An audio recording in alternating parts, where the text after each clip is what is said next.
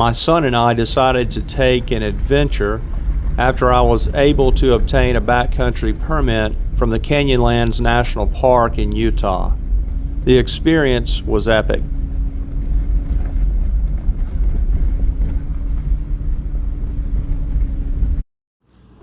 We flew into Salt Lake City and decided to visit the Land Cruiser Heritage Museum. It's the only museum in the world dedicated to the Toyota Land Cruiser.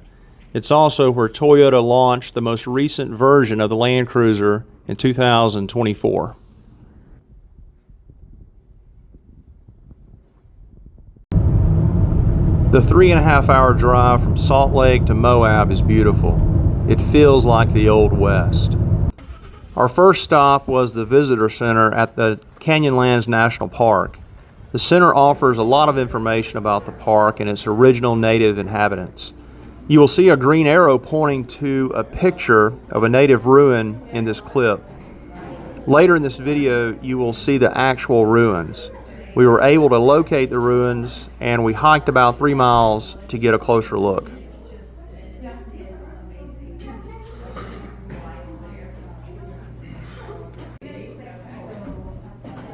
The visitor center feels modern, but make no mistake, this is backcountry. No running water, no flushing toilets, and no amenities. Across the street from the visitor center, you can get your first look at the incredible views of the Canyonlands.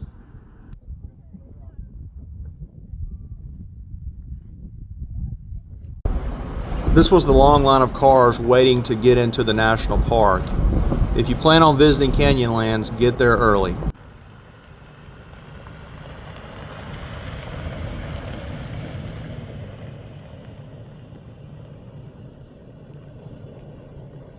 Before getting on the White Rim Trail, we took a detour to see a canyon that's located just outside the park's boundaries. It was the perfect spot for a lunch.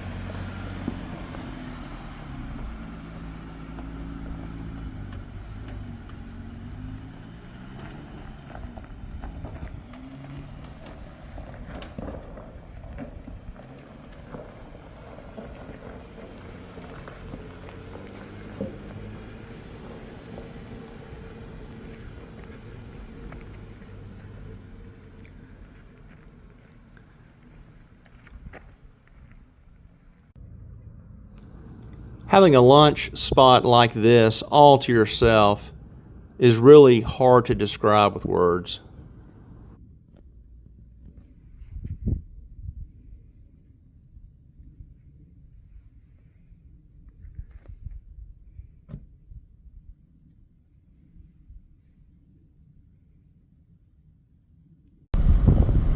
Time to make our way to the White Rim Trail.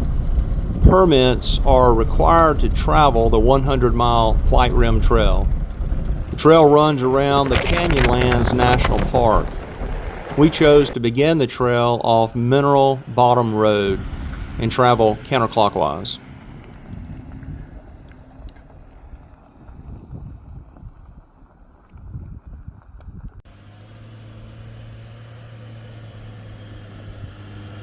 The Mineral Bottom Road is sometimes called Horse Thief Trail.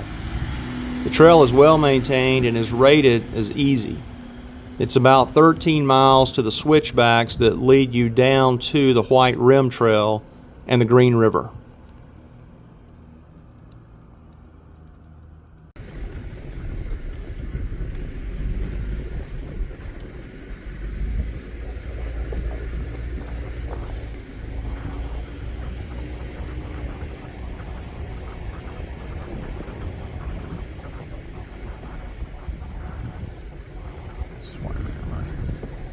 Eventually, we re-entered the national park on the White Rim Trail. The trail got a bit rougher with pockets of deep sand and washboard, but it was absolutely no problem for the Jeep.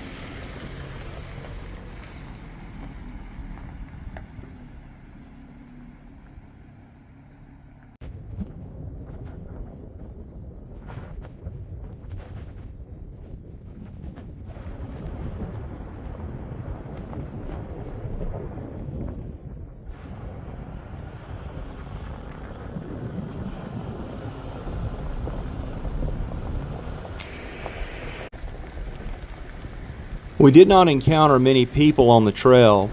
The speed limit is 15 miles per hour, but sometimes you must slow down to 5 miles per hour for the terrain. When we did encounter other people, we would just pull to the side and let them pass. Everyone out here knew trail etiquette.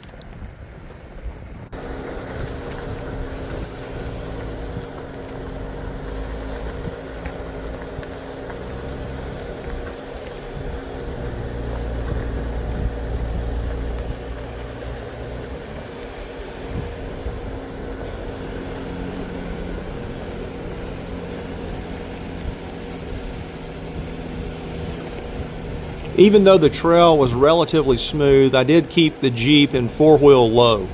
This disabled the sway bar and made the ride smoother. Plus, there are a few washouts on the trail. The last thing you want to do is to get stuck out here. It's best to keep your vehicle in 4-wheel drive at all times.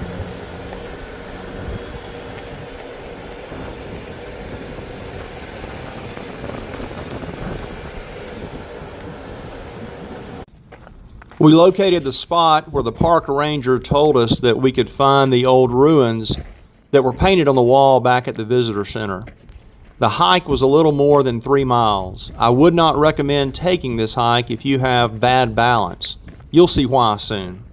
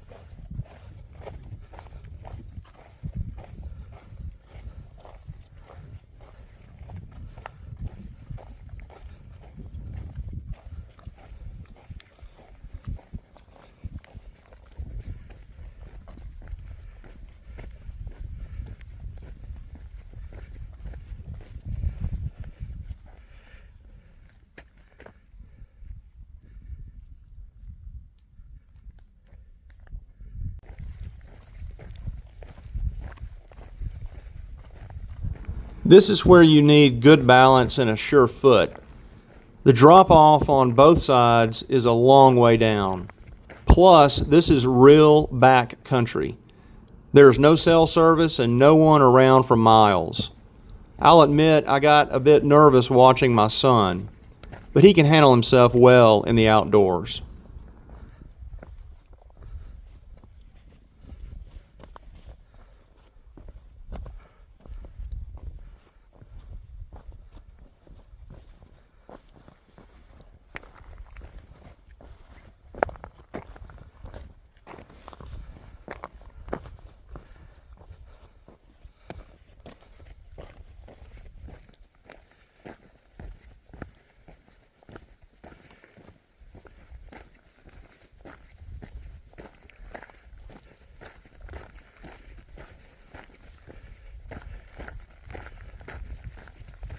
We made sure to take water on every hike.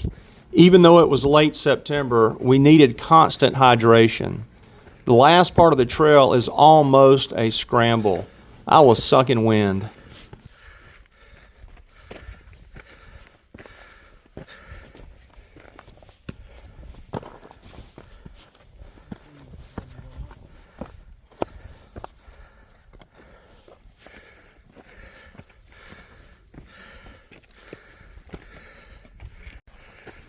At last, we found the ancient ruins. The park ranger told us this structure was more than 1,000 years old. This cultural site is not highly advertised due to its fragile state, so we kept our distance to minimize any possibility of creating damage.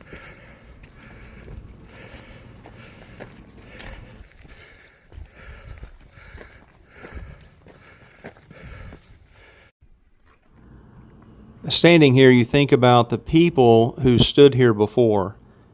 I'm not sure exactly what this site was used for in ancient times. It's surrounded on three sides by the river, and its high elevation offers a clear view of all paths of approach. And the only real way to reach this site takes you across a narrow trail with steep drop-offs on both sides. In the Army, we would call this a very good defensive position.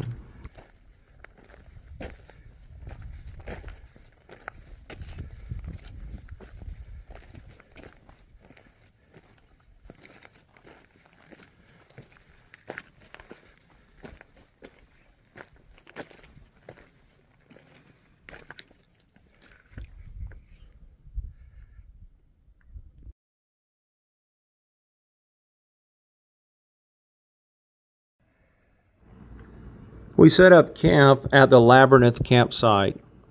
It was large enough for a few vehicles, but we were the only people in sight.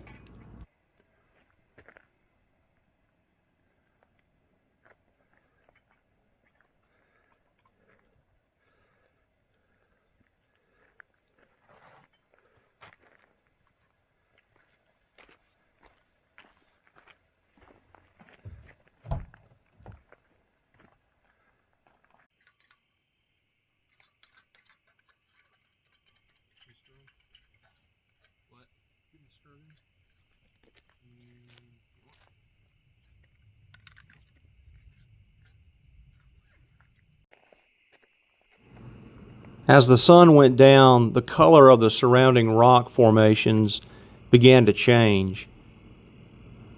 Campfires are not allowed in the park, but propane cook stoves are acceptable.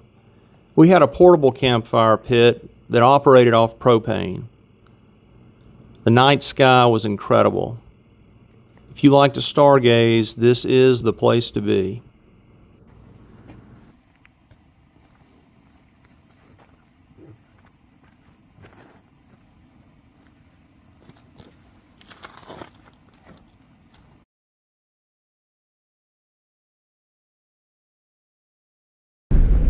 The White Rim Trail is a series of old trails that were connected by a road which was constructed in the 1950s by the Atomic Energy Commission to provide access for individuals who were prospecting and mining uranium deposits for use in the nuclear weapons production during the Cold War. The trail gets its name from the White Rim sandstone formations that many say is a petrified beach when all of this land was once underwater. Just take your time. Here we are traveling down Schaefer Trail. Schaefer Trail is a series of switchbacks leading into the canyons. The views are just epic.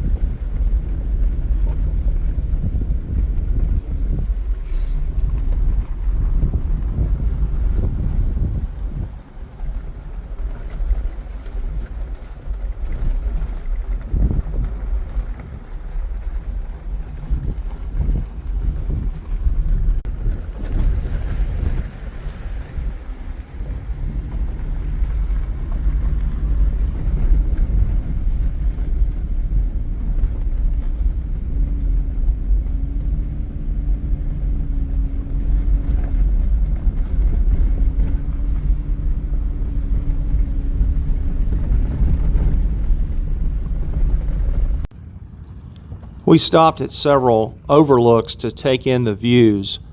Some people drive this trail in a day, but I could not do that. I could spend a week on this trail just stopping at every overlook and hiking all the side trails.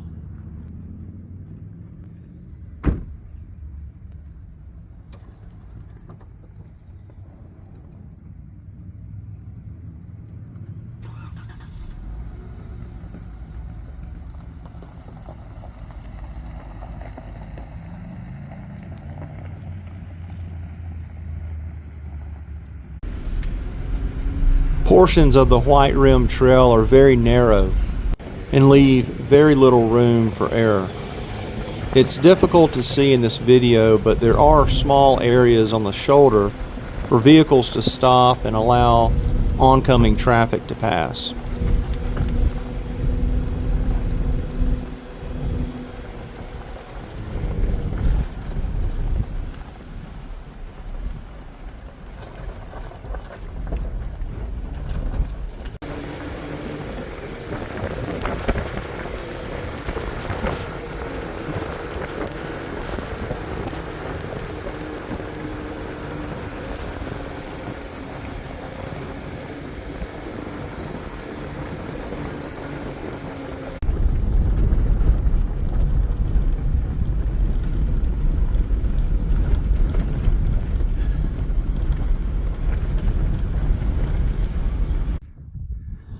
This is Gooseneck Overlook. You can see the Colorado River down below. Gooseneck is a short hike off the White Rim Trail.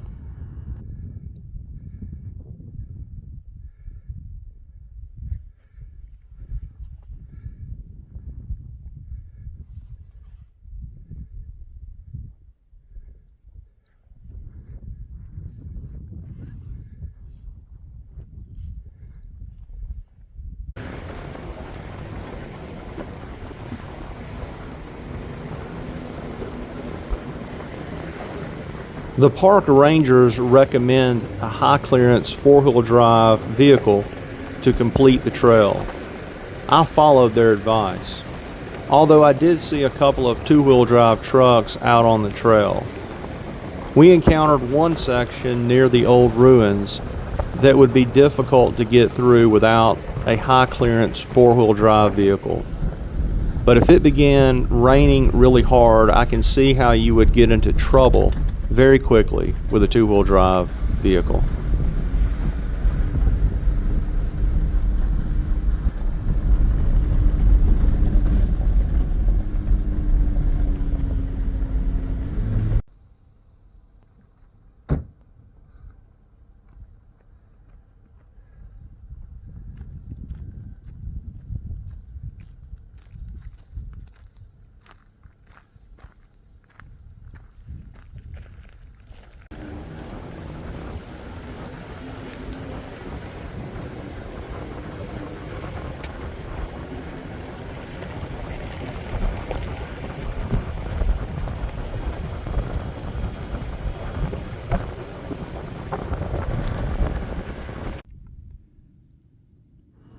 This is another overlook that was just too good to pass up. Usually the question I hear at lunchtime is, what are we going to eat? Out here the question is, where are we going to stop?